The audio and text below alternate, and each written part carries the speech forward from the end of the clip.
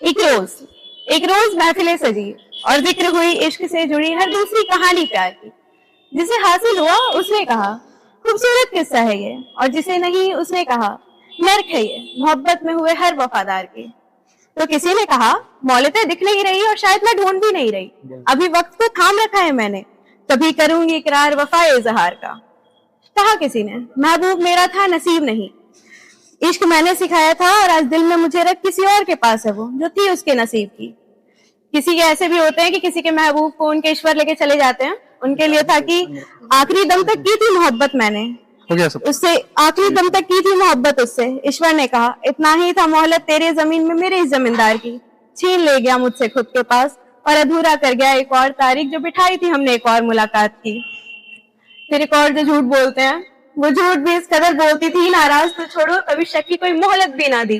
और जो एक रोज पकड़ी गई नए महबूब के साथ तो दोबारा आशिकी ना करने की वजह तो छोड़ो उसने मरने तक की वजह भी एक साथ दी। फिर एक और जो फैमिली की वजह से अलग हो जाते हैं वो कहते हैं अलग है हमें से एक जन्म में, अलग है हमें से एक जन्म में, खून के रिश्तों को दिल का रिश्ता मंजूर नहीं होता, ना हूं खफा तुमसे, ना हूं खफा तुमसे, ना नाराजगी है जो कभी बैठो मेरा नाम लेकर किसी मंदिर में तो कहना मेरी बेटी उसी तरह हो जिस तरह इस कहानी में मेरी रानी है।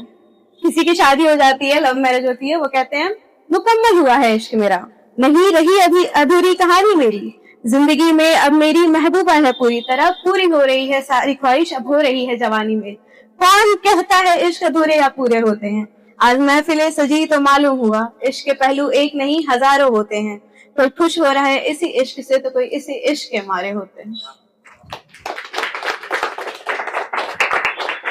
आज महफिलें सजी गई है तो मैंने एक और, ये मेरी पसंदीदा लिखावट है मेरी अभी तक की जो मैंने सबसे फर्स्ट टाइम लिखी थी, ये मेरी वन ऑफ द फेवरेट है।